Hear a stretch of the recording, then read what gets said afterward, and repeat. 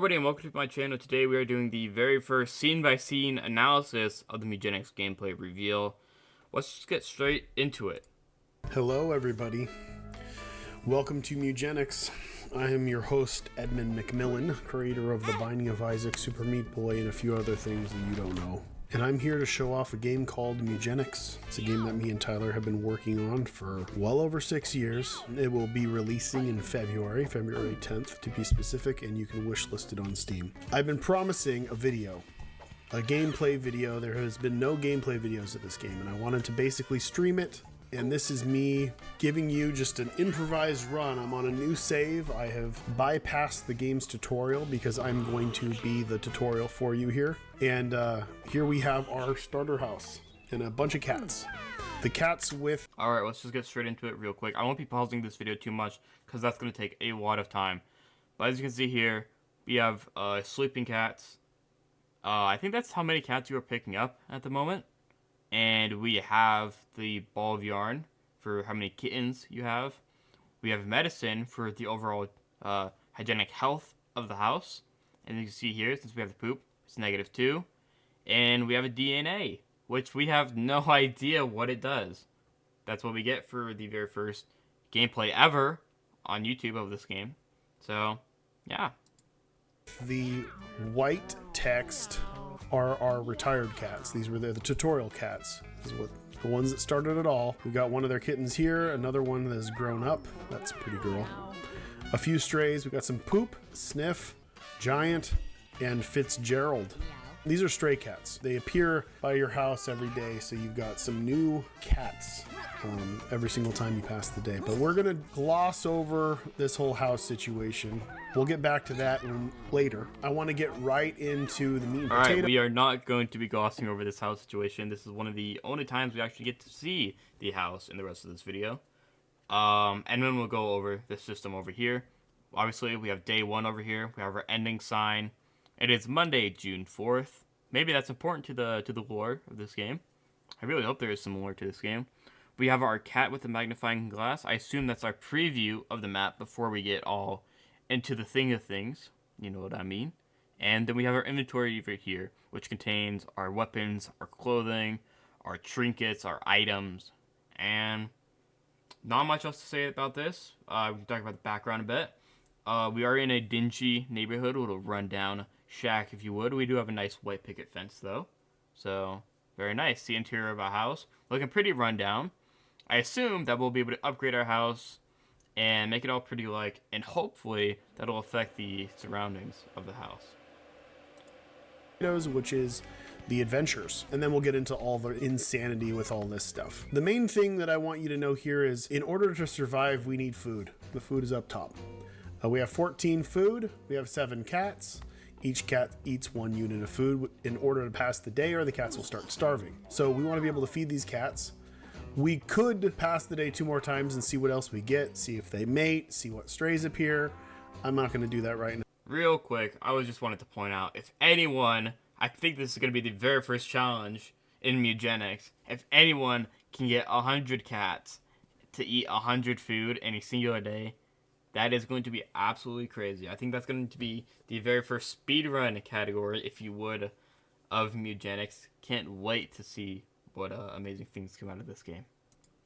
Now, I'm going to go out on an adventure to get more food, items, and money, because that's what is important to make any kind of progress in this game. So we're going to grab any cats that aren't retired and aren't kittens, which we have 4 of. We'll go Fitzgerald, Pretty Girl, Giant, and the old Sniff. We're going to depart.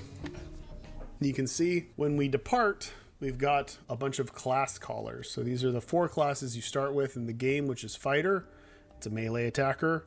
We've got a Hunter, it's a ranged attacker. We've got a Mage, who's also a ranged attacker that has a focus on casting spells. And we've got a Tank, who is a melee attacker with some spice that is all about taking damage and absorbing it, not getting killed like this little waif over here. Let me go through. If you haven't picked it up already, this game is heavily inspired by D&D and the magic of gathering with your class building and your leveling up system. We'll get into that a bit later, but like you said, we have our fighter, we have our ranger, we have our mage, and we have our tank. classic D&D classes. And as you can see down here behind Edmund, there are 5 more classes at least. At least 5 more classes that we'll be able to put on our kitty cats, and it is gonna be absolutely crazy. I have no idea what the classes could be. D&D fans down below in the comments, let me know. What are some speculations? I'm hoping this channel becomes a sort of a community of where we can discuss and talk about Mewgenics stuff. And every single month, when Edmund releases another one of these gameplay reveals, I'll be doing this again, and we can talk more and more about the evolution of this game until it comes out February 10th. Super excited for that, and please subscribe for that in the future. The stats real quick for you. We'll use Sniff as an example here. Sniff is a very average cat. You can kind of tell here, the 6 is a little bit green, the 4s are a little bit red. That becomes more pronounced as you go above and below 5, which is the average. So anything above 5 is above average, and anything below is below. But these are all pretty consistent. We've almost got 5s across the board, which is fine. So strength affects your melee damage. Dexterity affects your range damage. Constitution affects your HP and health regeneration between battles. The intelligence number is literally the amount of mana that you gain when you end your turn. Your speed affects your movement, how many tiles you can move. It also affects initiative. Charisma is how much mana you start with and also affects your max mana. And luck is your luck. Anything with chance, this would affect it. So he has slightly below average luck, so he's a not so lucky cat. Each of the cats has an ability that they're born with. Sniff appropriately has the ability Forbidden Fart. Forbidden Fart costs no mana. Forbidden items are a crazy part of this game, and we'll get to it towards the end of the video when it actually uses the Forbidden Fart. Forbidden items are kind of like cursed items in Enter the Gungeon, if you will. Once you use them or pick them up, well, not when you pick them up. Once you use the items in Mewgenics, they affect your run, they change your cat in crazy ways, and we're going to see that later. Permanent consequences. Permanent consequences. They stay with your cat. So, watch out. Forbidden items, no mana, so watch out for them. And, yeah. That's this little icon here. Deals 4 damage and inflicts poison 4 and knocks back each nearby unit. There will be permanent consequences for casting this spell. Only once per turn. You'll see what I mean by permanent consequences. What else we got? We've got Giant. Giant appropriately is the strongest one so far. Also a giant brain. This is a good cat. Its constitution is a little low for somebody with such high strength, but we'll figure this out. Giant comes with an ability called Nerf. Nerf inflicts damage down on an enemy unit, which could be useful. Just kind of take... There are a whole bunch of status effects. I assume well over 100 status effects. We'll get into a whole bunch of them later, but this Nerf weakness is just the very first one of them we'll see. We'll see a burn, we'll see a blind, and we do see a poison in this video. So a whole bunch of status effects that'll completely change how you play every single run. Like Edmund said, this is the biggest scale game he's ever created, way bigger than Repentance, way bigger than Repentance Plus. Whole same thing, you know. Giant scale, I personally believe this is the largest scale roguelike, if you will, that has ever been created. I can't think of a contender for this. And if one ever does come out, it'll take a whole lot more than the 6 years that Edmund put into making Mewgenics. Absolutely awesome. Can't wait for this game. Absolutely amazing. Takes things down a little bit. We got Pretty Girl. Pretty Girl's got an ability called Sunburn. She actually inherited this from her mother, just so you know. You see, we do get inheritance abilities. Like, I can't really think of another game that does this. Honestly, I was trying to think about one. Maybe like an Ark, if you will. When you breed your 2 dinosaurs together, they have like a sort of homogenized stats. And yeah, that's the closest thing I can think about this, and that's not even like a roguelike. Completely unique ability to roguelikes. Leave it down in the comments if I'm just wrong, and there's another roguelike. I can't think of one. And that inflicts burn 1 and blind at infinite range. This is a pretty good spell. It does cost 6 mana. She's got low strength, high dexterity, and high movement, and low charisma. Everybody's a little unlucky. What else we got? We've got Fitzgerald has the ability to blow, a wind ability that blows things back one tile. We'll find a use for it. This one also has high dexterity, low strength. It's a little foreshadowing by Edmund. This will devolve into spoiler territories for the rest of what he shows us and possibly the future of Mewgenics. So if you don't want any spoilers, just go watch this video. Maybe you don't want to be here, but still leave a like before you get on your way out here. The blow ability will be able to stoke the flame from the sunburn ability of our previous cat that we saw last. So as you increase the amount of burn, the more damage the cat will take per round. And the more you can blow on the fire, the more it'll increase. So from burn 1 to burn 2 to burn 3, etc., etc. Very nice. A whole bunch of active interactions. These are called actives. It's a little different than the Divine of Isaac. You would kind of think of these as like passives in the Binding of Isaac. So it's kind of swapped around, but same premise. Very awesome. Whole bunch of interactions, whole bunch of synergies. Very nice. You'll have to see that in an Edmund McMillan game. Strength, also low constitution and low intelligence. This would be a good ranged attacker, so we're going to go hunter with this one. Sniff is going to be a tank. This is going to be our fighter, even though its HP is a little low, and that would make Pretty Girl our mage. Each of these classes will modify the stats. So as you can see, when I take this off the mage, and look, ta-da, intelligence goes up to 7. Seems pretty good. So we're going to lock in. We're going to go to our storage. These are the items that I acquired on my tutorial run. I got a stick and a small catnip baggie. This gains me mana and is a trinket, and stick is a weapon. I suppose we can go over this real quick. Edmund just said we have our trinkets that go over here. We have our weapons that go over here. We have our hats or clothing. And then we have like an amulet charm. I don't know if we actually get to see one of these take effect in this gameplay reveal, but that would be awesome. Maybe they like, if you ever played The Binding of Isaac, the evil charm, that prevents you from getting poison and creep damage. So I wonder if they take on like a similar aspect to that, where like it'll prevent fire damage to your cat. It'll prevent maybe a stun to your cat, or like I said, a poison to your cat. Very interesting thing to talk about. And then we have our glasses as well. Very, very, very cool things to talk about. Whole bunch of variety with this game. We're going to give the stick to our fighter so he can get in there and deal a lot of damage. And we're going to give the catnip baggie to our mage, which will help her cast wind spells and burn spells. This is a cool combo here already, I can see. But we're going to get into that once we start combat. Let's jump into an adventure. Meow. The attuned loafs embark upon an adventure, and he says, I'm fat. The old farter, Sniff. Sniff is our leader, so this is the... Alright, we shall go over this map real quick here. We have our little nodes. It's a node-based map system. We have our skulls, which are our attack events, our battles, if you would. And we have our question marks, which are our events. And then our chests, which are our skill checks, I believe. Maybe I have it the other way around. These the chests are events, and these little question mark papers are skill checks. We'll get into that later, but real quick overtune of the map. Very Bumbo style, if you ever played that game, The Legend of Bumbo. Very nice art style. I love it a lot.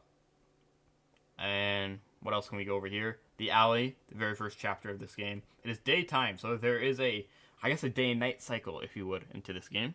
Very interesting. And you can see in our little baggie here, we have no coins currently for this run, and we have no food that we've acquired during this run, because it's the very first node. And let's just get straight into it. The alley map. And this is the very start of the game, always starts in the alley. It is a randomly generated adventure, so all of these, the contents of these little icons will always be different. But we're going to jump straight into combat, our first combat, and I'll explain in depth how this is all broken down. All right, here we go. If you look up here, this is a turn order. Strangely enough, Sniff is our fastest. This is our fastest cat, which is also our heaviest cat. It's not too common that a tank has that much speed that it can go first, but in this case, that's pretty nice. So Sniff's first, and then it goes down the line, and they will all take their turns and do their things, and we will help them out. So, all right, I feel like this is a good time to talk about. You can see there are a whole bunch of tiles, whole bunch of objects going around in this map. Every single one of them every single one of them, yes, is interactable by the player. Whether that be an ability where you push the enemy into the wall, or whether you break the poop to get a coin. Or, even over here, you see this grass? The grass can be set on fire by the burn ability. Absolutely crazy scale of this game. You can see the coins on the game. This is not like the Binding of Isaac or another game where you automatically get the coins at the end of each round. You have to manually go pick up your coins. That's very cool, in my opinion. The game's not trying to baby you. You actually have to have some strategy, because you don't, at the end of the round, like I said, you don't get the coins that are on the ground. You have to go manually pick them up. Very awesome mechanic. You can kind of see like a molding of the skill factor that this game will take, of the skill and strategy. Very cool. We haven't seen something like this really since The Legend of Bumbo for strategy, because honestly, The Binding of Isaac is kind of a cut and paste, and I'm pretty. I think Edmund saw that, and he completely went the opposite direction with that. You have to be very strategical about every single one of your moves and how it's going to affect the rest of your run. So it's all very cool. We haven't really seen anything like this out of Edmund since The Legend of Bumbo, and sadly that game did not do as well as I think it should have. So hopefully Mewgenics will absolutely take off, far surpass The Binding of Isaac in my wildest dreams. And if you want to do that, please support Edmund, support my channel, because every single month we will be going over a new gameplay reveal. So leave a like and subscribe. Go to Edmund's video. Leave a like and subscribe. Supporting this community is what it really takes. You saw what happens when we get community support on a game. That's how Skate came out. That's how Skate 4 happened. If it wasn't for Skate, the Skate community, none of this would have happened. So the power of a community is truly, truly endless on YouTube. Let's just get straight back into it. Sorry for my little PSA. On a turn, each cat gets one movement action, one basic attack action, and you can use your spells as many times as you can use them via the mana that you have. And if we look at Sniff... Yeah, so theoretically... Sorry, we're pausing again. Theoretically, you could use this goat ability through four times. 4 times if Sniff had max mana. So 4 times in a singular round. Very cool. Whole bunch of potential for combos. Very nice. Sniff has a passive ability called Trample. So passive abilities are the strongest abilities that usually your cats get, and you can draft around them. They fit into archetypes, and the archetype here is Trample. Trample means that a cat can move through units or objects that you can damage, and will deal 3 damage to them when they walk over them. That's why there's this little 3 damage icon underneath move. It's usually not there. So if he walks through something, they take 3 damage, which is pretty nice, because if I can get anything that lets him deal contact damage, that'll also add to that. He also has the ability to goad an enemy, which is force an enemy within 5 tiles to move towards you, and then we know Forbidden Fart. Tanks also have this ability called Push Attack. It's their basic attack, and it's kind of this lunge ability. So you can see here that when I mouse over movement, the green area shows where it can move. If I mouse over the attack, it shows my attack range. Now if I go over here and I move out like this, if I click it, it shows both. So I can see exactly where, if I move here, I can attack these different areas here. I can hit all these things.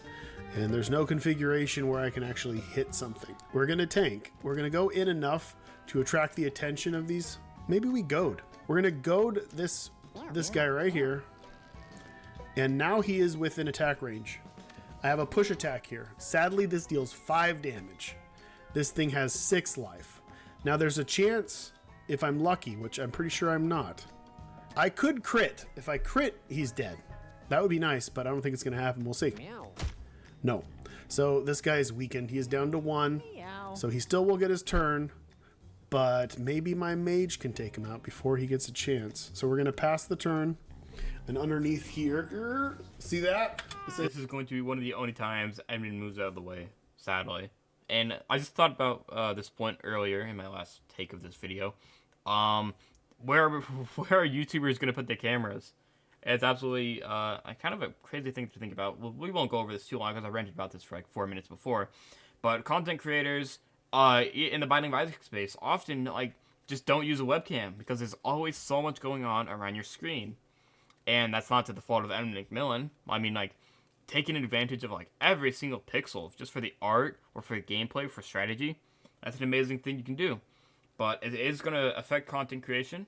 So if your favorite content creator uses the webcam, maybe they won't turn it on for Mewgenics. That might be a thing to talk about.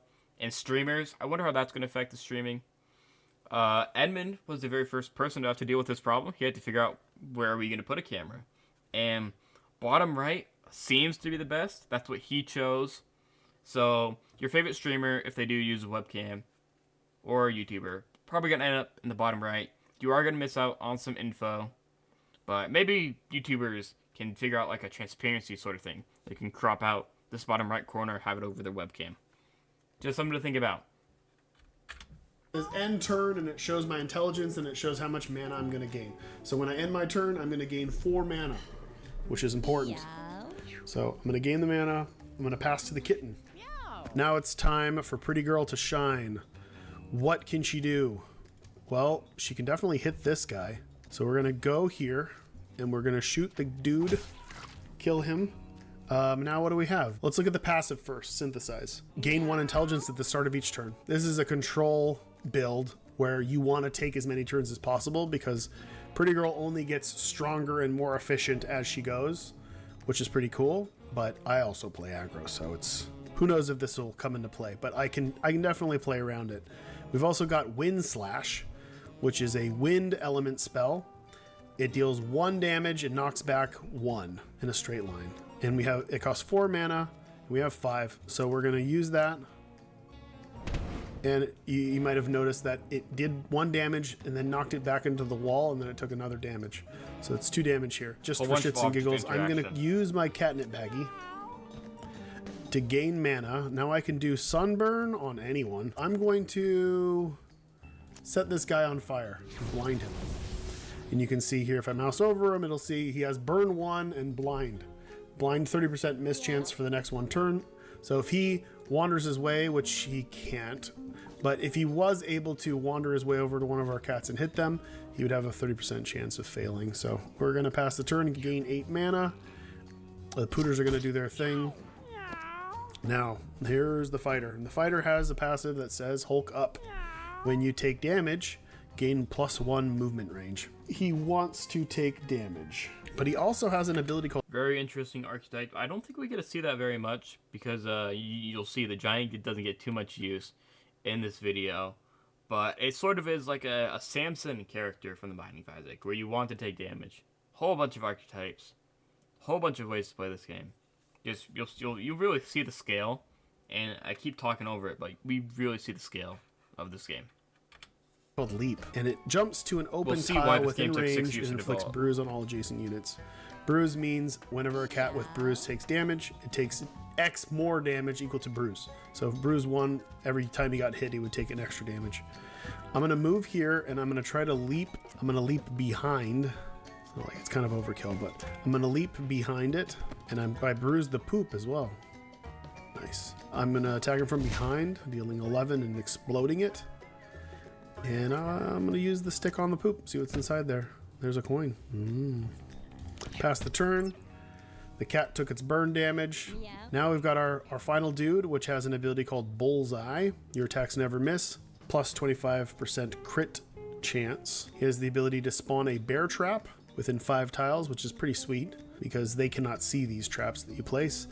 Also has the ability to blow and as a lob shot as its basic attack. It's got pretty good range. The downside to the hunter is that it cannot attack 2 tiles close to it. So it has to move away. We're going to just take this guy out. And then we're going to assume that this cat is going to want to try to come over here in order to attack. So we're going to put a bear trap here and say, go ahead. Go ahead and walk into the trap. Yeah. All right, it's round 2. Back to our dude with trample. Let's goad this cat and hope that it goes into the bear trap. And he did It it. went right for for me. Still good. We're going to walk over it. Boom. It's going to run away. I forgot these guys are these are little scaredy cats. So whenever they take damage, they run. And I'm going to go back. I'm going to punch my way backwards and just stay here and hang Very out. cool interaction. Yeah, this dumb idiot. Look at him. What a fool. Run, Tried to get me and he failed. So we're going to go over here. You said it earlier, but the enemies can't see the traps. Blow on him. And burn this guy. And I think he doesn't have enough mana to leap.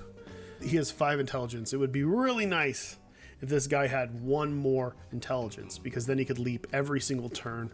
So we're going to be on the lookout is your mana. for any items that give us intelligence, because he could really use it. We're going to still go here because we can reach him with our stick.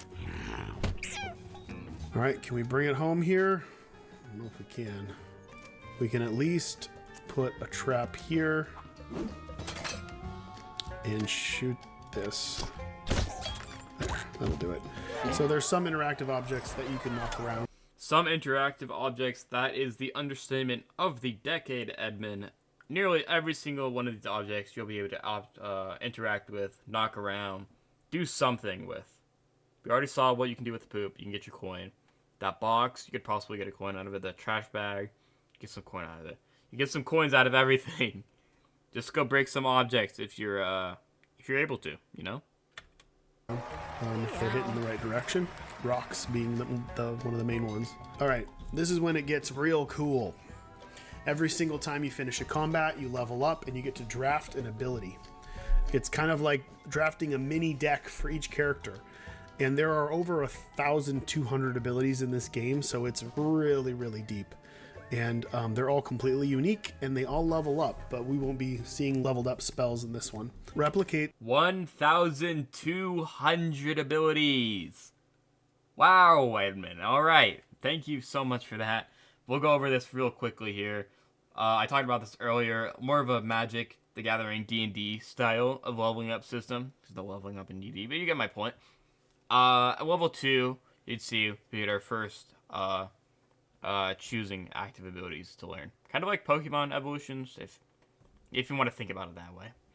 Level 3 will be our first big level up, just like D&D, if you would. I'm not too familiar with the leveling up system in D&D, but that's basically what we're going for. Level 3, then I think it's level 7, then level 14. No, it's level 3, level 10, level 15, level 20. I think that's how D&D works. Please leave it down in the comments below. This is our community. We are going to help each other when we are stupid and we don't know topics. It's pretty cool. Lets us double cast spells for 5 mana. This is better when we've got something that's like this, like something a really big high damage thing that we can save up the mana for or find ways to abuse. We've got Frost Blast, which freezes units on tiles in front of you. And Energy Blast is just a high damage spell. We also have a collarless spell. So these are all mage spells, but this one is from the general pool. And this is a melee attack that deals damage equal to half of your dexterity rounded up. 6 mana for 3 damage isn't the greatest conversion. I'm leaning towards Replicate or Energy Blast. I don't know. She does get really smart over time, and she does have 8 mana, so I can cast this every single turn. So I think this is the answer. It has no element tied to it. It's not going to do anything super spicy, but it's 10 damage every turn. So I'm taking it. Yeah. All right. Now on to the event. This is an event. So there are hundreds of events. And depending on where you are in the game, they're different. Hundreds of events. An event is essentially, if you've played D&D, it's kind of like a skill check via a table. This says giant... We'll see this a lot more, the skill checks. Very cool system, just like D&D. Yeah, I don't know, we'll explain it better, but a whole bunch of skill checks. Every single chapter, so very nice to see. You can see where your strategy, not just like your damaging stats come into play, but where all your other stats come into play, because these skill checks, they can reward you with a lot of rewards. We'll see that later. Discovers an old window, a shiny lattice of cracks spread across the glass panes like a fragile patchwork of tiny mirrors. What should Giant do? Should Giant bash through the window? or should he examine it and try to find a way in that way? As you can see when I mouse over these, it selects different stats, and you can see the icon here. This is a roll, so it's a random roll, and it has 4 outcomes. There are 4 outcomes per option. So when I bash this window, if I can succeed, I can fail, I can critically fail, I can critically succeed.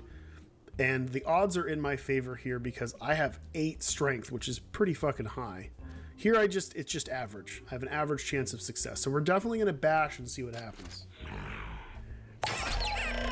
Oh yeah. Yay. All right, so Giant smashes in the window with his paw, sending fragments of glass flying into the interior. He looks through a hole and sees something interesting within reach. Giant got a frying pan. Let's go see what this frying pan is all about. So frying pan is an uncommon weapon. You can tell it's uncommon because it's got this circle behind it, this little gray circle. Shout out to colorblind people. Now you don't have to guess. There will be a color associated and a shape associated with the items. Very nice, Edmund. It goes on my head, this slot here, and it says block and counterattack backstabs. I'm definitely putting it on the fighter. If anyone tries to backstab the fighter, he will block the attack completely and turn around and then just bash that thing in. Very cool. I like it. So we're gonna go with this little piece of armor here. This is a nice little uncommon piece of armor. Second thought, I'm gonna put it on my tank because my tank can actually, you know, this is a pretty weak fighter. This is a total glass cannon here. I don't really want him risking the chances of not being hit from behind. I think I can position myself a little bit more with Sniff. So we're gonna put it on Sniff and hope it works. All right, we're going into the next combat node. All right, we got a phone booth here. We got a dead rat. We got some flies and maggots and there's 2 tom-toms, which are pretty big. As big as my fighter, really. And we got a little kitten here. What can we do? How can we make this happen? I think my best bet is to go here, shoot at the maggot, and then blow the bag and the maggot. So it'll kill the maggot, and it may spawn something interesting from the bag. And it did. It spawned a food pickup, which heals 4 when eaten.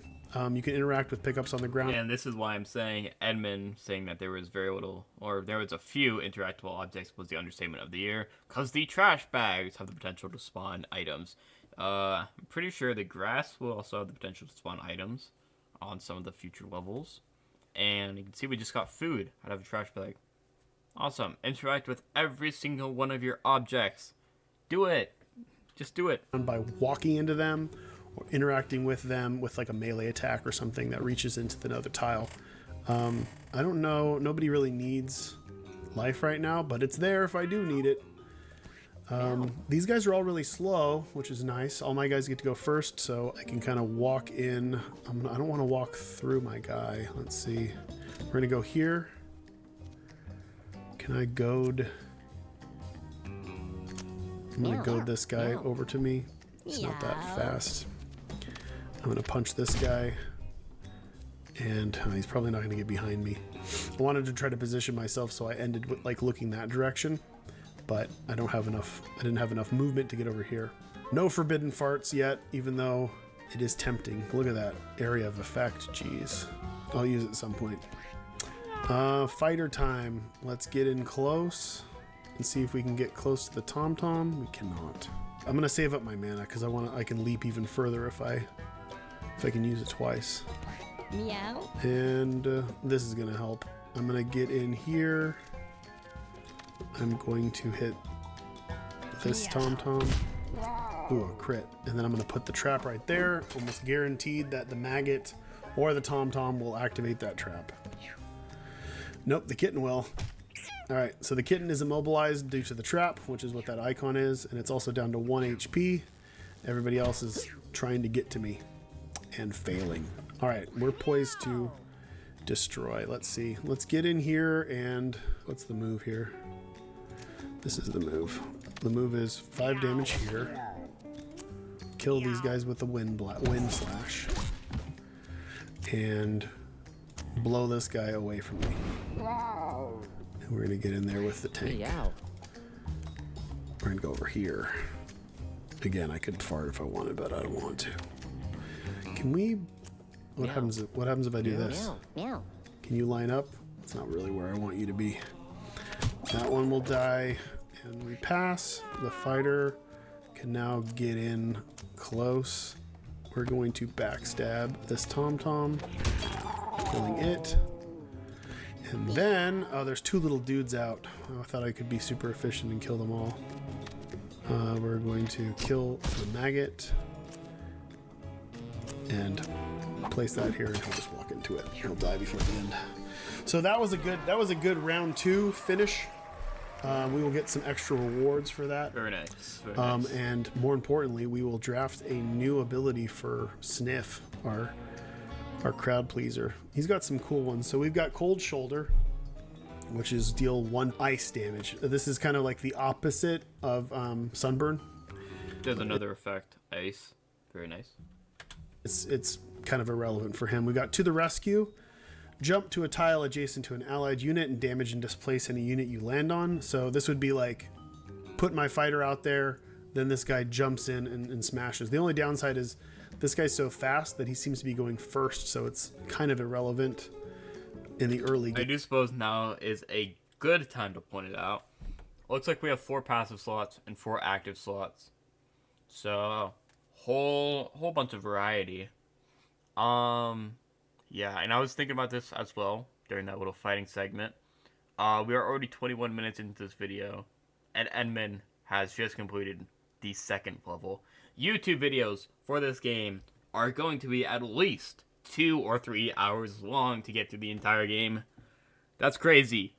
So, I recommend that if you are watching Mewgenics, you should be playing while you're watching, because this is a very time sink game, as we can see, and yeah, use your time effectively, you know, not to get too dark, but we don't have too much time, so play them as much Mewgenics as you can. Play it while you watch it. Game. We got Belly Flop, which jumps in and mobilizes a unit and deals 1 damage, which could be okay. We've also got Chew Cud, and it just heal yourself. Kind of like that. I kind of like just healing myself. I do also like movement abilities, and these are both kind of movement abilities. But I feel like Sniff is the one that's getting around. Like Sniff is the one getting furthest into combat, so I don't think To the Rescue is worth it. Belly Flop costs too much, so we're gonna Chew Cud. And maybe we could get into some sort of like, I don't care if I take damage or I gain something from taking damage archetype. That could be cool. We did get a bandit. What is this? We got a white belt. Yeah, as you can see, and Edmund just talked about it, we got ourselves a white belt for completing that level. Very cool. I assume we didn't get one on the very first battle, so it is a random chance. Perhaps like a 50-50, 60-40 chance, whatever, of happening. But, yeah, very cool interactability. Every single level matters. So don't blow off a level, you know? Do it to completion, you know? It gives Brace 1. So Brace 1, it absorbs 1 damage for every instance of damage. So like, sorry for pausing again. It's kind of like the Binding of Isaac. However much effort you put into a floor is however much reward you'll be given. So if you go look for every single one of your secret rooms, you are going to get an absolutely broken run. Kind of same principle there.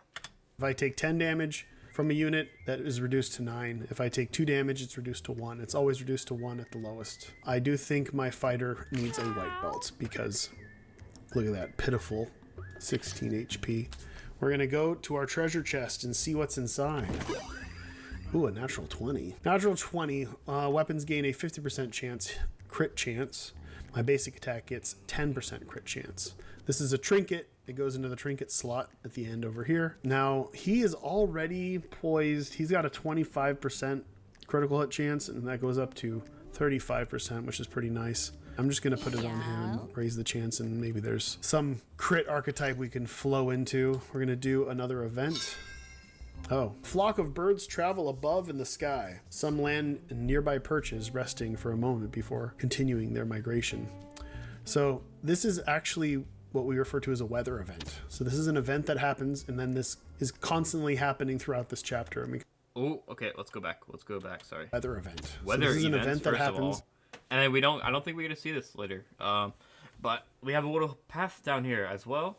looks like it's locked right now, perhaps because we haven't completed the first chapter already. But there is a hard section to this chapter. So, and yeah, like I said, we must unlock that after we complete chapter 1 for the very first time. So, very cool. Whole bunch of branching paths. You kind of see the buildings look way more crumpled and run down just from this little view over here than they do in this normal alley. So, very cool, very cool.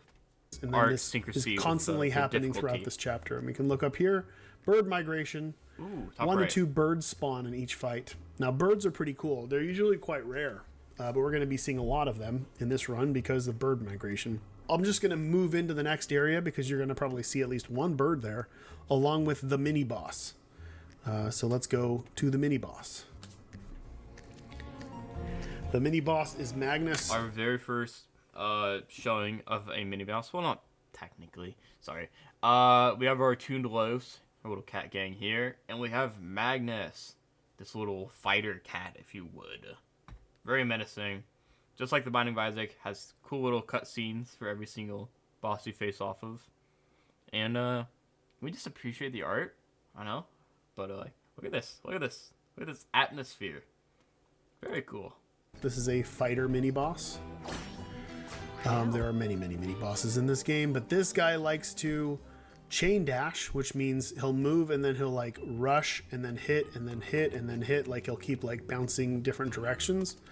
So you want to stay apart. His other secondary attack is a spin attack, which hits everything around him. So you don't want to surround him either. He is pushing you to keep your guys apart. And remember when I was talking about birds, it appears there is a turkey. Oh, Turkey's turkey. pretty good. That might be worthy of a profile notice, picture. Someone out there and here the turkey goes, and it's got a yellow background. That is because it is technically a neutral unit. So it's not gonna attack us unless we kind of fuck with it. Depending on the bird, there's different AI for different birds. They do different things, but eventually birds will go away. This is a big fat bird, and it's slow, so it won't be leaving anytime soon. But if I wanted to, I could attempt to kill this bird instead of damaging the boss and try to maybe harvest some bird parts or other items that it may have. And you can see down there, I think he brought it up, but whoever kills this gets +1 all stats up. Cool. Very cool. Little magic mushroom effect, if you would. And finds a bonus item at the end of the combat, just like we did with the white belt. Theoretically, we would get 2 items. Very cool. And all stats up if you happen to kill this bird. I can't reach this boss either way, so we are going to attack the bird. And it's going to fly away. And then we're going to goad the bird. Come on back. Meow. Come on back, bird. Okay, and then we're going to walk into the bird. No, he is mad. If only he would attack me from behind. All right, now he's hanging out in the grass. There's a bunch of different tile types in the game. And in the beginning, there's one of the common tile types is grass. Small grass isn't going to do anything, but tall grass will actually make it so there's a 50% dodge chance for anything that stands in them. Like Edmund said, every single object on your map is interactable. It's crazy. It is from a programming coding perspective and game development perspective. That's ridiculous. I can't believe that. No wonder why. Like, he talks about this on his TikTok and his Twitter. He's working on Mewgenics every single day, so don't put him in a rush. You know, he's already created one of the best roguelikes just from here, just for the very first chapter. I can't believe it. It's amazing. It's an amazing tutorial. He brings this up later. It's just bringing you into the motion, the flow of this game. If you haven't played like a roguelike RPG, like I haven't. The closest thing I've played was like Mario vs. Rabbids on my Nintendo Switch. And, you know, it's a very good introductory game. Very good at teaching you as well. I already brought that up, but very cool. And everything tells you what to do. Everything has a little tutorial telling you how to play. Thank you, Edmund. So it might be a good place to put my hunter. All right, we'll pass to the mage. Mage is going to do some stuff. There's some catnip over here that I cannot reach. We're going to, again, we want to stay apart. I'm going to keep him over there. Here comes the fighter. Cool. Okay, we are kind of close. But I do want to deal 8 damage. What can I do here? We're going to go here. Hit. I'm going to jump over to the tall grass. One sec. I don't know if it was because of the weight of the mini boss, if you would, but you can see he did not get pushed back into the rocks. So different enemies have different weights, and that'll affect how much they move when you attack them based on certain attacks. Once again, so many levels, so many things going on in this game constantly. Good job, Edmund. I do not want to look at the millions of scripts that are in this game. I'm going to jump over to the tall grass and hang out over there. You can see that grass missed. All right. The we the need to get bruise away effect. from him in order to shoot him. We're going to hide out over here. We're going to shoot him. Oh, nice crit. We're going to lay a trap Very nice, right here. critical. Because I have a feeling he's going to go that direction. Let's see what he does. And he does not rip Edmund. And he wails on our tank, which is fine.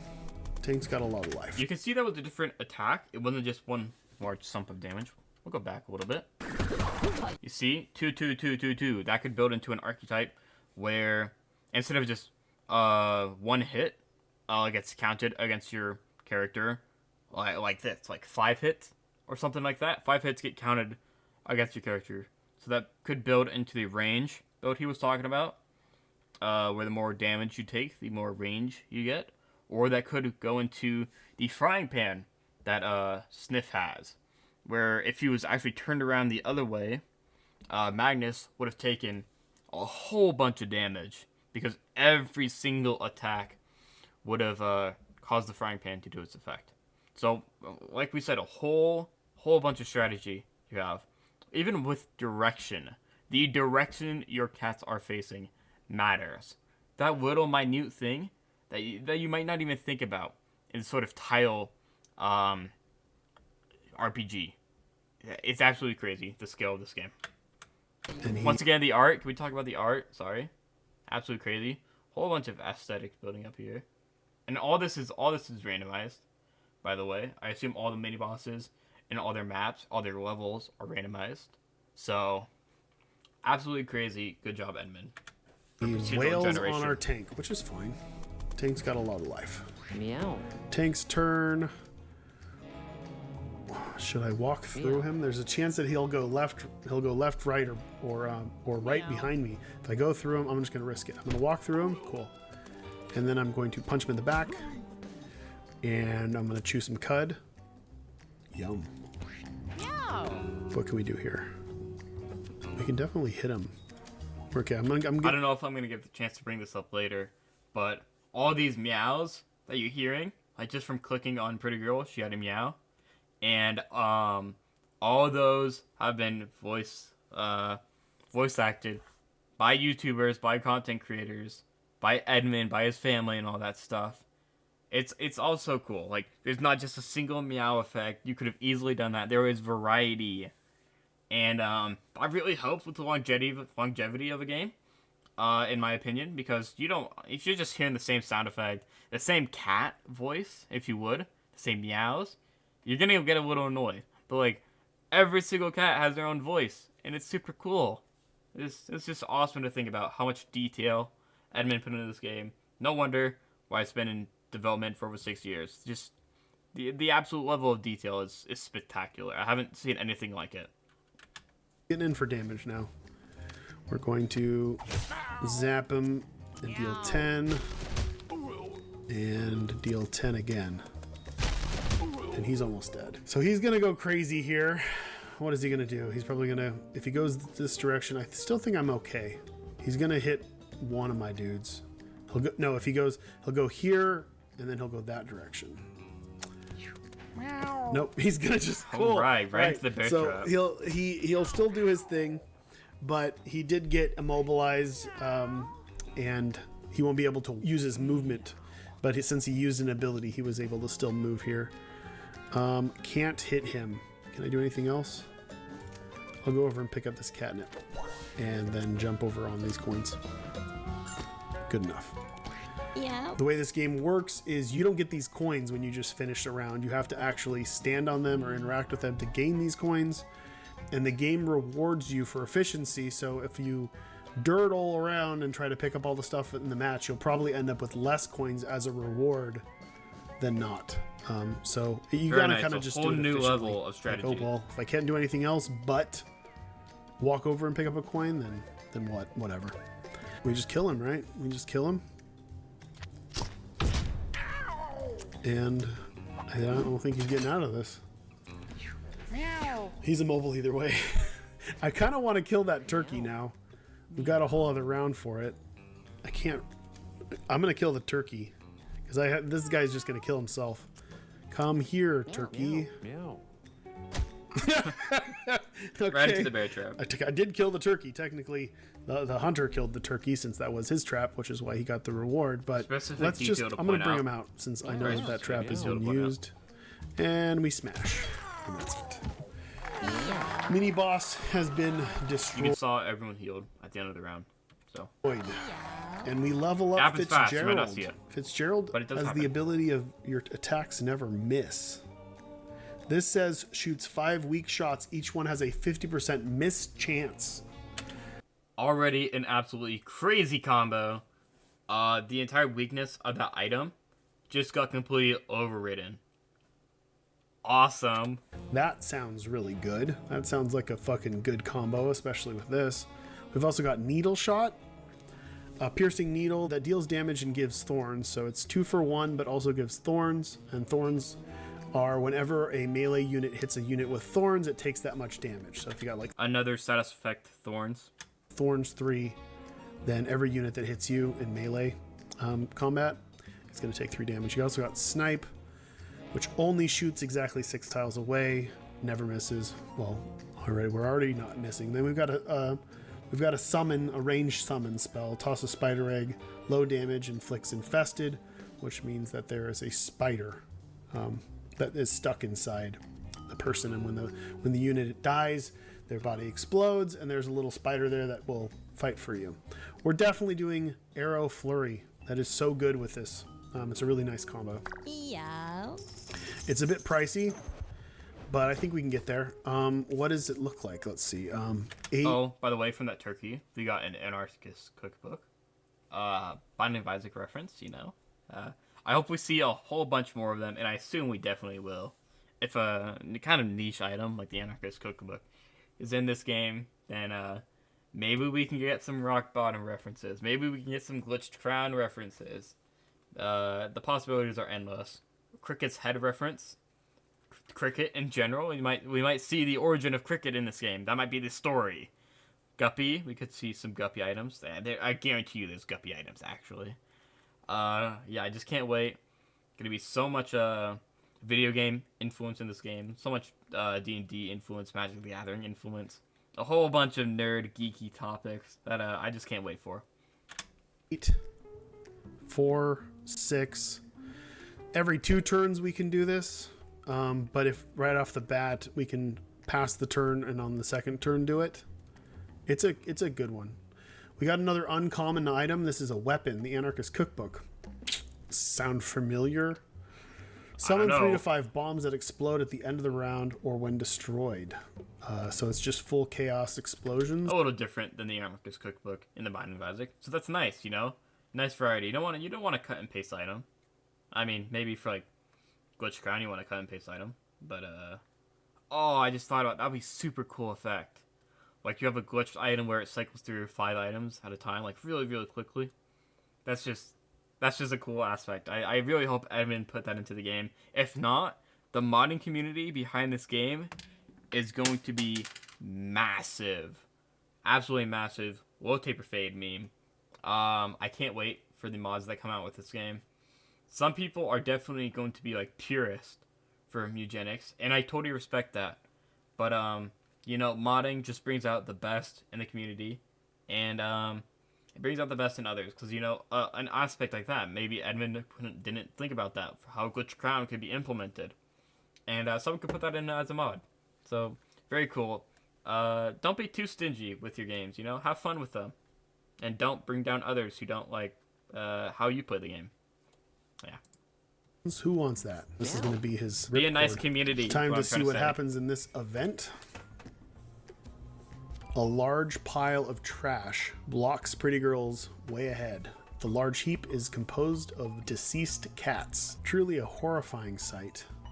It is. Do we loot? Do we bash? Do we examine? Do we try to figure out what killed these things? Do we just try to smash our way through? Do we attempt to find something within the pile? It really looks like examining these is the best bet. Looting being second, and obviously this red turd behind bash means this is a bad choice. We shouldn't do it. I'm going to go with examine because I think that's Very nice. More like colorblind options. Red green colorblind is, you know, like the worst color, like most common, not the worst. What am I talking about? The most common. So you can see with the little circles and the poop, you get a good idea. the best chance there.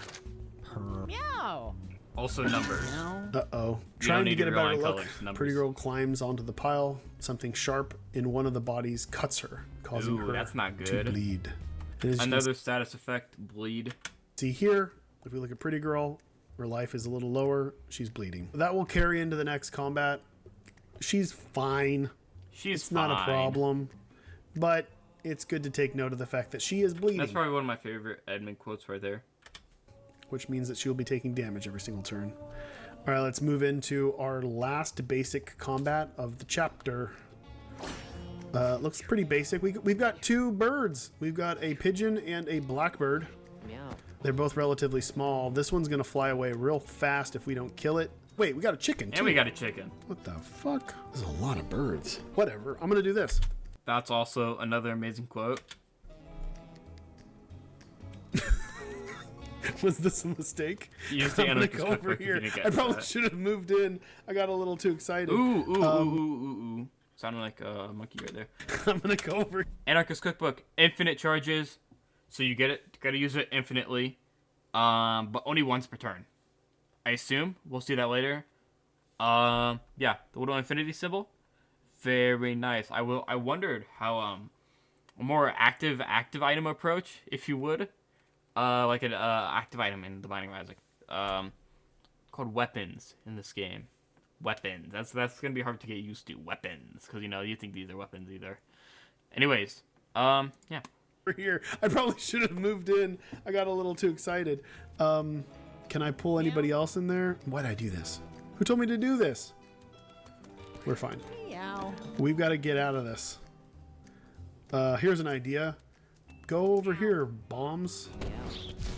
Yeah, that'll do it. Now I've got an opening here. Yeah. What are we doing? Okay, we're gonna go over here. A little side note: if we do, we should talk about this. If Edmund didn't become like a game creator, he would have rocked as a YouTuber or a video maker in general. You know, look at this guy. He has a bright, shiny personality, talking the entire time, way better than I'm talking. This was his one take, and it's like my probably like my 5th take of this video. So, all right.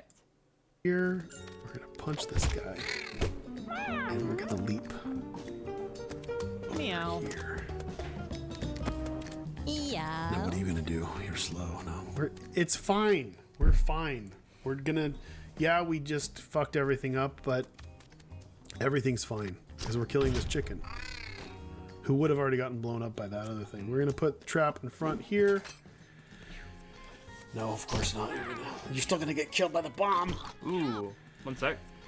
Did No. Little rat look over here? Of course not. Left corner. Yep, he did actually take more damage. He took 2 extra damage from getting hit by that porcelain pot, or what was it? Or is it a pile of We're gonna newspaper put and the trap bones? in front here. But No, of course not. you can see your cats are equally able to interact and get damaged by the objects around the map. So be careful where you place your cats. You're still gonna get killed by the bomb. Yeah, get him. Get him. Awesome bomb effect. I think we just have to point that out there. Not a pause moment, but very nice bomb effect. We're fine. Everything's fine. By the way, these little rats, they're called charger rats. They try to line up and then dash forward in max range. So they only have one movement, so you can usually kind of telegraph where they're going to go. My guys look a little messed up. We're going to go like this. Come over here. We're going to... It's probably not going to work, but we can go to them again. Don't go too far. Yeah. Come back. Meow. Meow. Bastard. You're fucked. Kill bird. All right. I think he pointed out as well, but you can see Pretty Girl, her little mage cat over here, has bleed 2 now, so she takes 2 damage every single round, passively. Cool. We're going to get some stuff. We killed a chicken and a pigeon. Hunting season. All right. I don't want to line up with this guy. He's already taken his turn. We'll take him out. Don't worry about it. I'm not worried about it. Okay. We'll sunburn this guy. Oh, get this. You want to see something cool? Hey guys, you know what happens when you blow on a flame just enough? You stoke the flames. Let's stoke the flames. We're going to blow on this rat. And you notice that the flame, the burn just went up. Now he's burning 2. And the turn. Very nice. That does make you think about other ability interactions, debuff interactions. Like maybe an electricity buff would be more effective in water, like it is in with the Binding of Isaac. Yes. Or a poison ability also might be more effective in water. Or raining conditions, because we know there's weather. So, nice. It's a thing to think about, you know? How are different status effects going to be affected by your different weather events and the objects around you? Well, if there is a lightning ability, which I assume there is because of mages, is it going to be more effective around coins? Are coins going to be able to transfer the current and voltage through to the enemy? Just something cool to think about. I hope, I guarantee you, what am I saying? I hope, I know, and I guarantee you that Edmund thought about all of that. And if he didn't, you know, that's definitely coming in an update. So, yeah, absolutely amazing attention to detail. Take this guy out. Get a little closer. Put this down so he doesn't kill this guy. And what do we got here? We're going to go punch a bag. Punch that bag. It's a crit. Did you get anything? Doesn't look like it.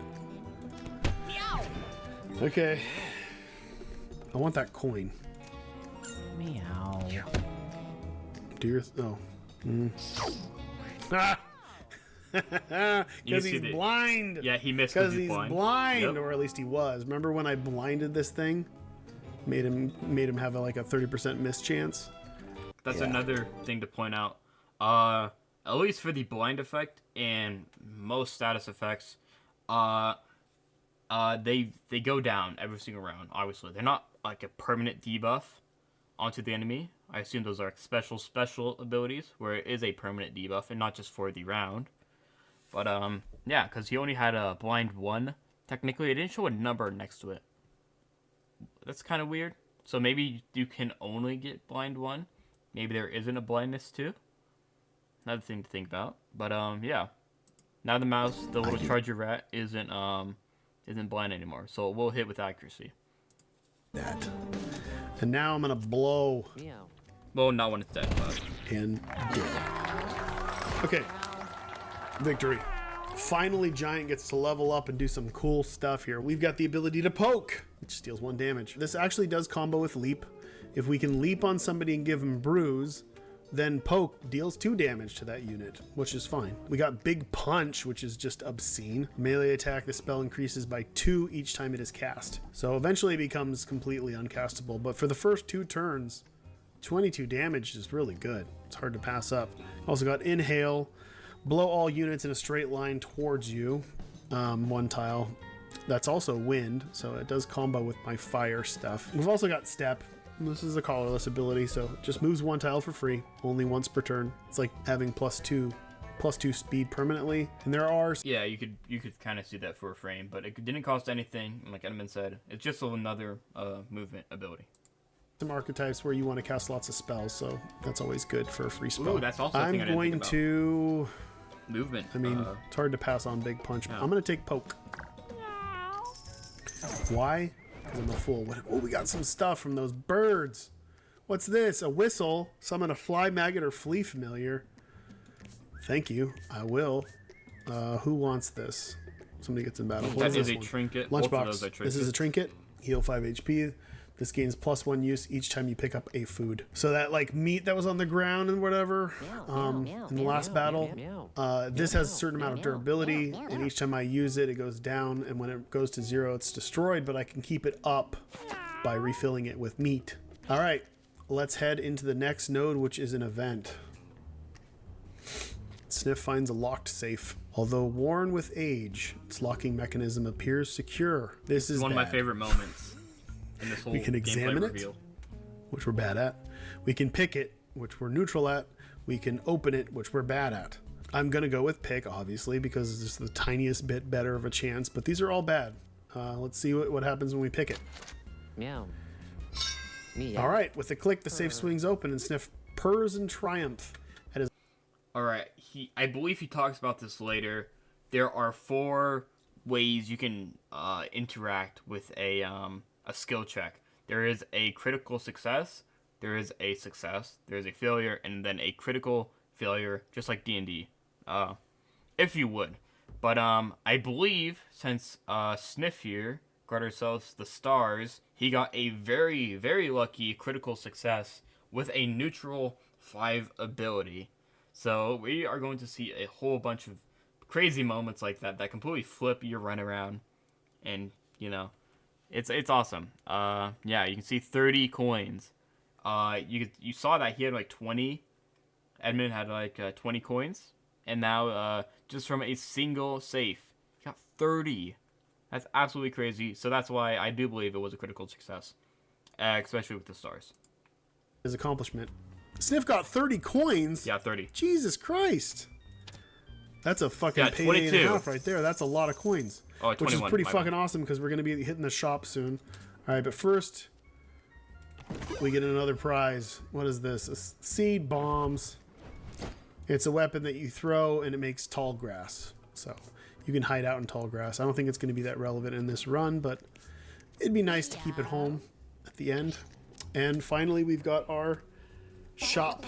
All right, our first entrance into a shop. We haven't seen a shop the entire time. The entire gameplay thing of Mewgenics. We've seen some levels, we've seen some items, we've seen some attacks, but this very first time being inside of the shop. You can see here we have a rare candy, just like rare candies in Pokemon, and we have a wig, we have a railroad spike, and we have our little character, a human character. Very strange to see in an Edmund Macmillan game. Yeah, we'll just talk about this. Ooh, a wig. That's a good one. Okay, what are you talking about? First, we're going to take a rare candy. That'll level us up. You always want to take rare candy. And you guys get to see the first... So, I don't know exactly how that just worked right there. He clicked on the rare candy, and I think it went to a random cat. Like, Pretty Girl got selected as the random cat out of the 4 cats to get that rare candy. I don't know if there's a way where you're going to be able to stock up on your rare candies, or how that's going to work out, or if rare candies are just given to a random cat. Something to think about. Extra passive level up. This is one of the coolest level ups, level 3. When everybody gets their second passive, this is Passive level up. So yeah, level 3 and level 5, level 10, level 20, etc., etc. Those are where you get your passive level ups. Like Emma just said, all of these, and he said before, these are the strongest abilities for your cat. These are the abilities that will synchronize with your These are the passives that synchronize with your abilities. I'm sorry, I'm getting my Binding of Isaac knowledge mixed up here. And yeah, these are the strongest parts of your cat. So use them wisely. when the game Pick them starts really wisely. showing itself to you. We've got Force Field, which is essentially Holy Mantle. Holy Mantle. At the start, so you get a Holy Shield, which is Holy Mantle. And at the start of every third turn, you gain another Holy Shield, which is quite good for a mage because they're usually really weak. We've got Lightning Paws. Your basic attack deals +1 electric damage and has a 10% chance to stun. We got Death's Door. Well, you're at 1 HP. Your spells cost 1 mana, but can only be used once per combat. I don't want to be at Death's Door. And we've got Study. Gain +1 intelligence whenever you hit a new type of unit with an attack or an ability. I actually like Study here. I think even though it is a colorless general spell, I think with the abilities that I have, like Wind Slash, that I could boost myself by 3 or 4 intelligence pretty quick. So we're gonna go with Study, and with Synthesize, we're doing like a high intelligence build. Even though this is the end of the run, we're also gonna buy the wig and the railroad spikes because we got a shitload of money. Usually you do not have the ability to do that, but since we hit the jackpot and picked that locked, we got all this stuff. So the wig is +2 charisma. This is a time where we can kind of stop and look at some numbers here because this could be really good for us. Is there any cat where we really want to do an ability right off the bat that is too difficult for us to cast? Yes, there we go. So Fitzgerald only has 6 mana in the beginning, and we complained about how... so charisma is mana. I didn't even pick up on that because I'm stupid. But charisma is your mana. You know, it's not the greatest build for this because this cost 8. If we raise its charisma by 2, that turns into an 8, which means that on turn 1, on turn 0, Fitzgerald can cast Arrow Flurry, which is quite good. I want to be able to do that as soon as possible. And we got Railroad Spikes. It's just a ranged attack. I can use, there's 8 of them, and I will be giving that to my fighter. And we will be going... All right, this is, I think he's clicking on this real soon. So we can actually see the outcome of the hard path, wherever it branched off, like right back over there, whatever. Another mini boss right there, little red skull. And a whole lot more events and rewards, but it looks like significantly more nodes that you would have to pass through. You do get a healing station. I assume that's like a campfire where you'll be able to heal all your cats. So that's very nice to have right before a boss. And yeah, let's see. Also, a few branching off paths right here. What does that imply for the story of this game? What does that imply for the difficulty of the game? We'll have to see. I'm guessing it has to do something with hard mode. And yeah, not much else to talk about. Let's get into the boss fight. For the final boss of the alley. All right. Radical Rats. I'm going to try not to talk as much so you guys can hear this amazing soundtrack. I'm not even joking. Please listen to the soundtrack of this game. It's on Edmund's channel. And there's another soundtrack for the Bony Cats. And this soundtrack is so amazing. It's even better than Isaac's soundtrack, which is like one of the top 10 soundtracks of all time. So I'll try to shut up as much as I can. Please listen to the music. The Los versus the Radical Rat. So the Radical Rat is always the first boss that you fight in the game. We're still on the rails. Like, even though this feels a little open, we're still pretty much on the rails. We're kind of spoon feeding you bits and pieces here to not completely overwhelm you. And this is the dude you fight, and he's a puzzle boss. So really, you've just got to think about your placement and making sure you maintain his attacks. He's got a little black buddy bird. He tosses bomb. Real quick, you can see your passive in that bottom right hand corner. So yeah, I brought this up earlier. Streamers are going to have a hard time placing their webcam if they even choose to display a webcam for this game because people want to see the passives. Yeah, very nice music. Bombs that explode at the end of the round. So he's going to be throwing bombs out that are like Bomberman bombs, and at the end of the round, if those bombs aren't diffused, they will go off. They will chain, and they will just destroy everything. So we have to basically maintain his bombs. Can I get anywhere where I can hit anything? Burning this guy is a little iffy, okay? Because bombs are flammable. And if we set him on fire, he might walk through other flammable tiles, set things on fire, make more fires, and then throw bombs in the fires that instantly blow up. So I'm weary of using Sunburn. But I also want the bird die by the end of the round. What I'm trying to do is also study. I'm going to sunburn this. I studied an animal, so the blackbird is an animal. We just went over this study. Let's see if he talks about I'm it. going to sunburn this. I studied an animal. I don't exactly know what his study is. I guarantee you brought it up and I just missed it. But I assume it gives you like a mana effect for your magic, so you become more powerful the more animals you study. But I swear we interact. Maybe Pretty Girl didn't interact with the Blackbird.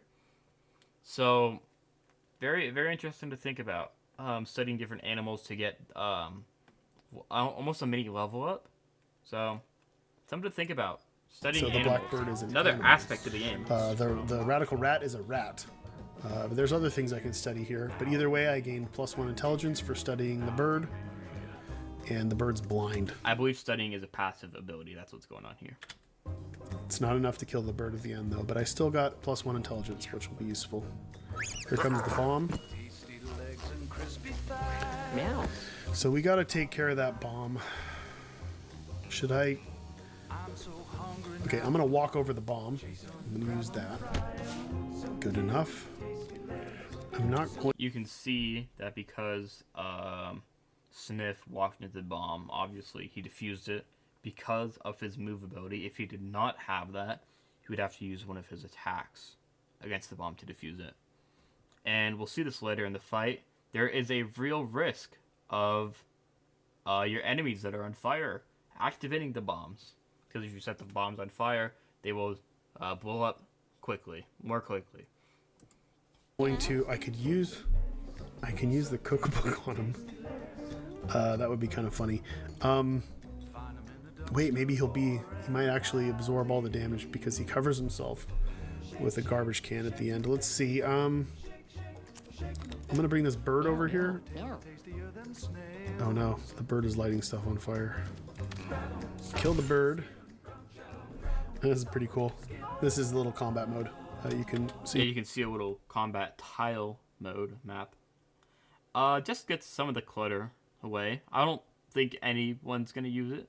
I mean, it's very useful, just to get a broader aspect, see what's really going on here. But the art in this game is so beautiful that I don't know. Maybe people are gonna flick it on for 1 second just to see what's going on. But just looking at the environment, you can see that little license plate down in that corner, a little object you would never think about, and it's just nice wedged in there. Very, very amazing attention to detail with this art.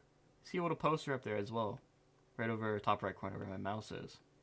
Super cool, and I swear you could just stare for hours just looking at one of these levels, and you could notice a new thing about it every single time. You can strip away all the different things that can get in the way. You can just see what you need to see if you need to see it. The bird was on fire, so when I killed it, it turned into cooked meat. Another attention to detail. What do I want to do here? I'm gonna summon something. What do I want to summon? I summoned a flea. There's a little flea there. That's my friend. My friend will go and attack the boss. I'm worried about this. I'm worried about this fire situation. I think my farts You can see our friend flea up here in the top right got added into combat. Just right up there. Also flammable, so that could be explosive. Can I get over here? Pick up that. Nice, that catnip, as you saw, gave us 2 mana for picking it up. So close. We're gonna get close. We're gonna throw a railroad spike at him. He's gonna don't throw in the fire. So we gotta do something. I believe if that bomb did go into the fire, either right after our rat, the boss's attack, it would have gone off, or right after our flea, it would have gone off. So there's a real danger with fire and bombs in this game. All right, we're controlling this guy. Should we suicide into... I'm just going to use him to... Oh, no. Oh, no. Oh, no. He's on fire. He's going to blow it up. You can see our friends did get on fire, and presumably our cats will also be able to get on fire. So be careful where you're throwing your fire around. And all your abilities, your poison, potentially your electricity. Oh. We're going to end the turn. Well, I've got arrow flurry now. Should I just try to kill him? He's going to take his turn. If I don't kill this, I'm fucked. I'm going to move over here. I'm going to kill the bomb. We're fine. I'm going to arrow flurry the boss, which is always going to hit. Oh, and look at all those crits. That was cool. What is he down to? He's half-life. He's going to hide, and he has got no bombs to explode, so we're good. The fire is dying down a little bit. Actually, no, it spread over to this rock, which had some grass growing under it. I talked about that earlier, but yeah, the grass did have a little grass underneath it, so it caught on fire. Perhaps if you got an enemy, it would take bonus damage, maybe even get inflicted by flame or burn, if you knocked it into there. So infinite possibilities. Ben's fine. He's on fire though. Now we're gonna get in here. We're gonna smash this guy, and we're gonna fart. I think it's time for the forbidden fart. It's time. I want to show you. Mostly, I want to show you what the consequences of said fart are. Here's time to fart. Now, as you can see, he actually... Oh, I got necrosis. He bounced because it lobbed him into these objects, which he bounced off of and took a bunch of extra damage.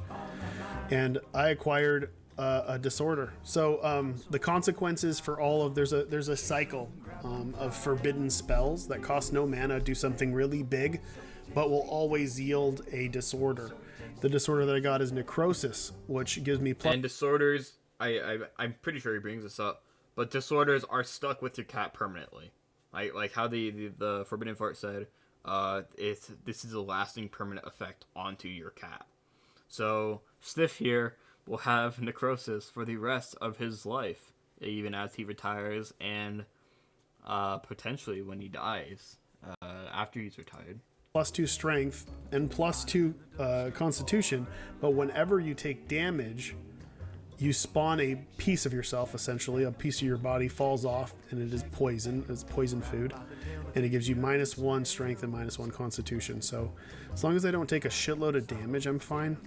It's actually not bad, you know, because you're this weird blobby decaying. You can see, obviously, there is a trade-off with these disorders. So it's going to be very interesting to see, because Edmund did a whole bunch of... Twitter Q&As for different types of disorders that the cats could get, and yeah, a whole lot of community input into this game. If you haven't realized already, the community really brought this together.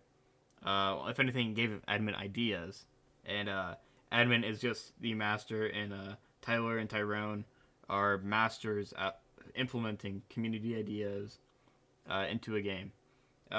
If you haven't watched his documentary for when Four Souls came out, his card game, he has a very interesting and unique approach to creating and designing all of his works, where it truly is about community feedback. He'll ask he asks his wife about what could be going on in the game. He has his wife playtest. He has a whole bunch of his friends playtest the game.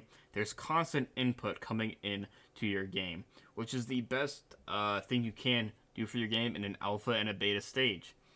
Sometimes this is going off into a little rant, but game developers and individuals making games sometimes get caught up in their own mind, sometimes in their own little sphere of influence, where there's no real creativity. Like something like a cooked chicken could have been overlapped. Like this little visual aspect of a license plate could have been overlapped.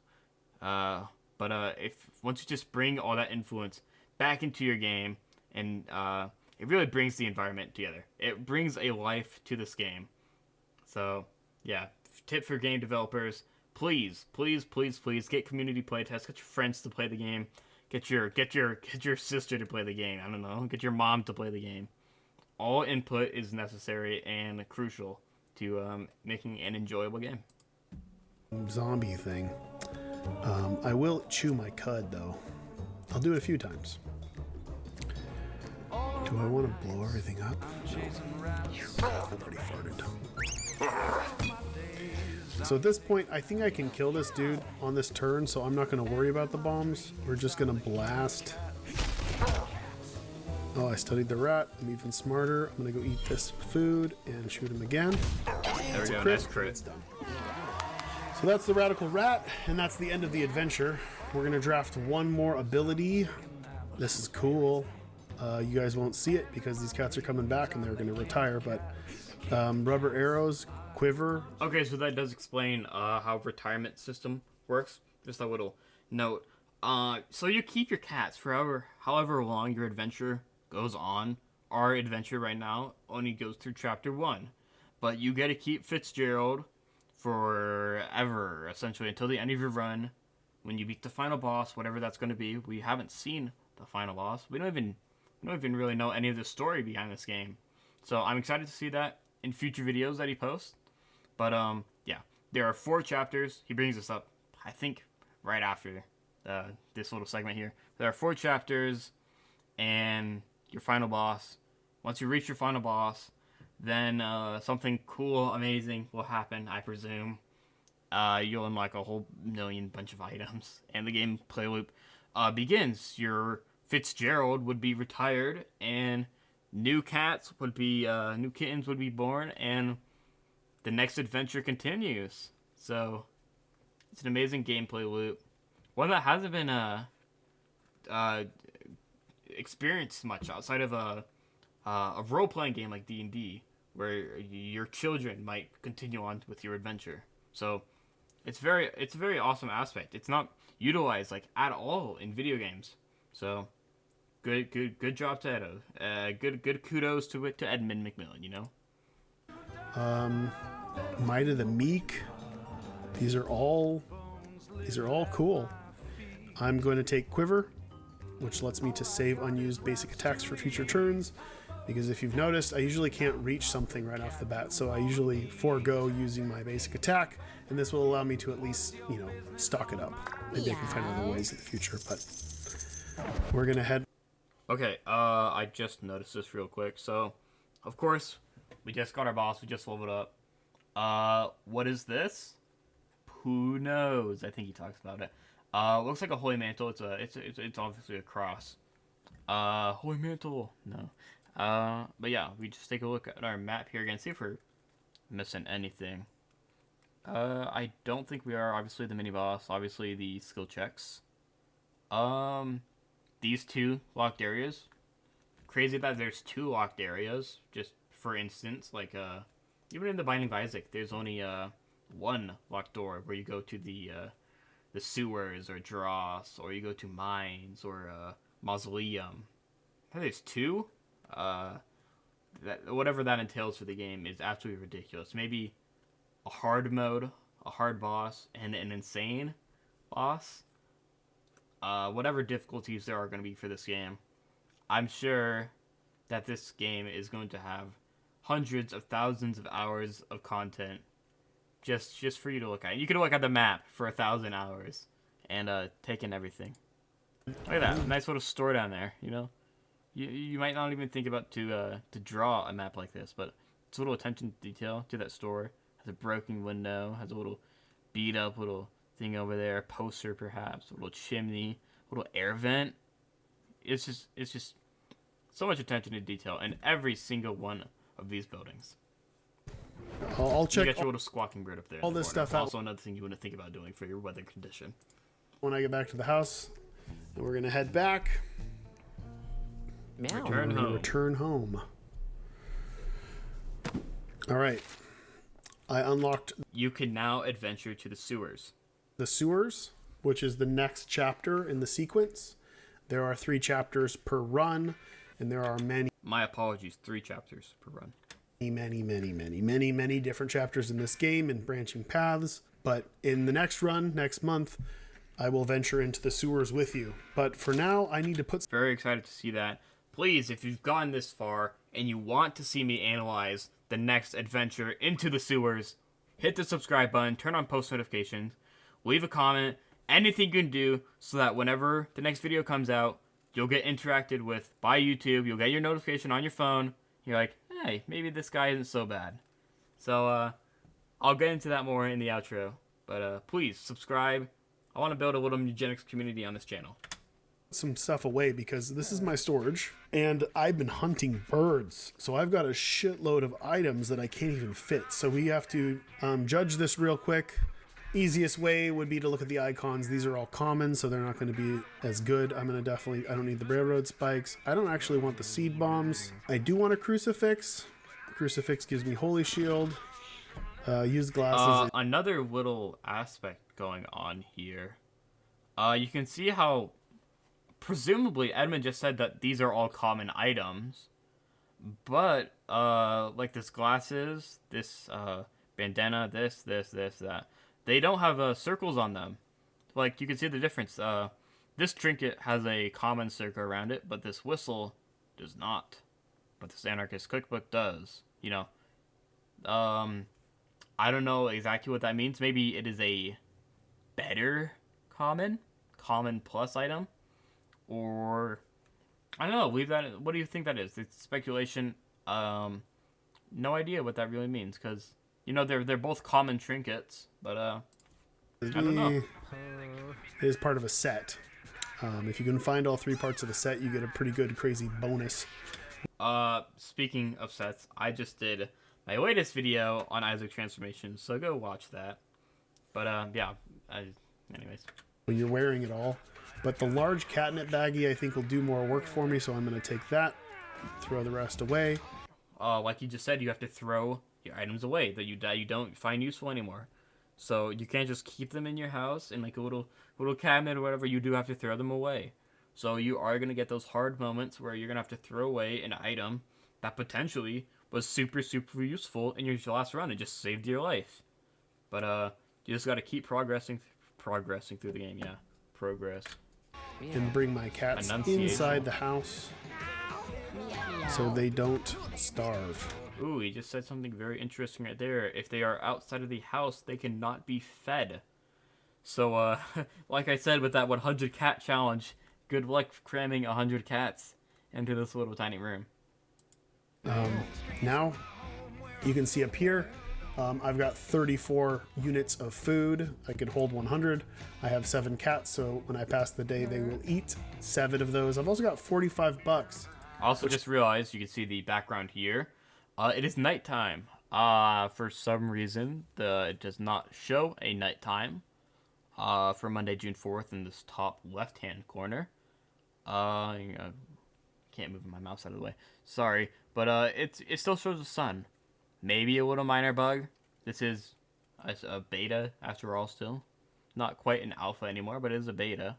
So maybe that turns into a moon, or maybe that's intentionally not a moon. Who knows? Which is relevant later once I unlock a bunch of stuff here. Yeah, I'm going to end the day and see what happens. All right.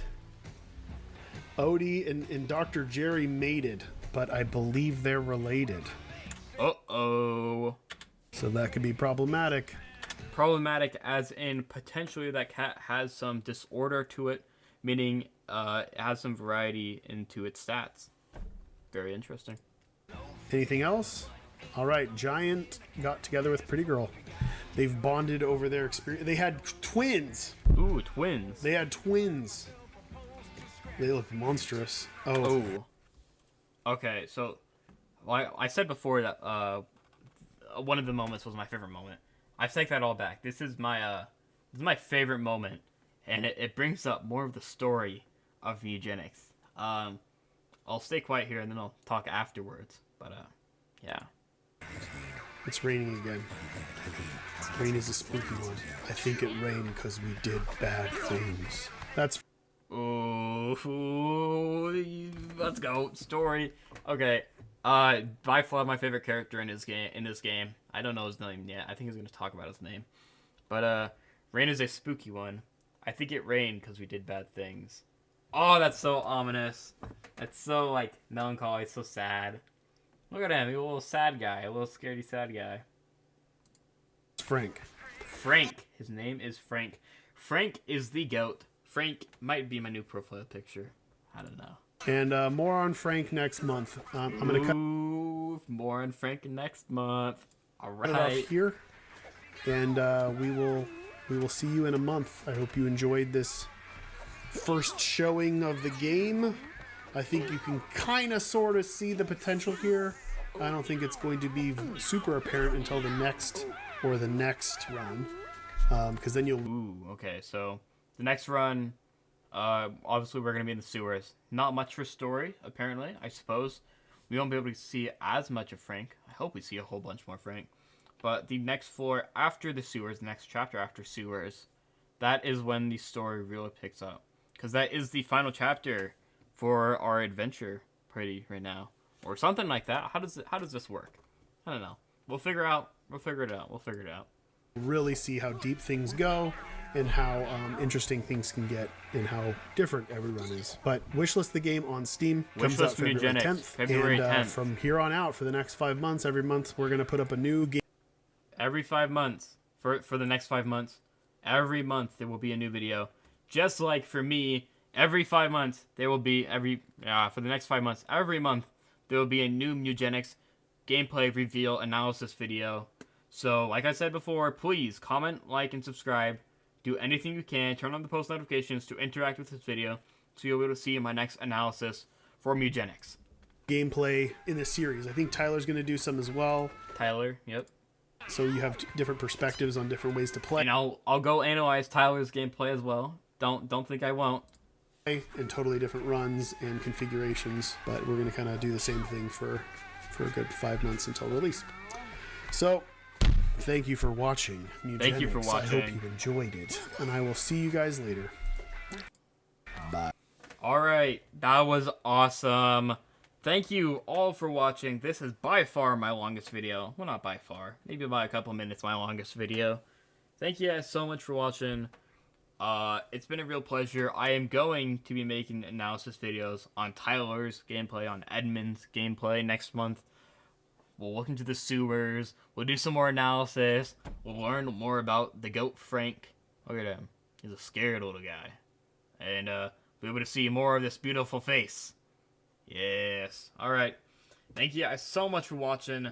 Comment, like, and subscribing. And I'll see you all in the next one. Goodbye.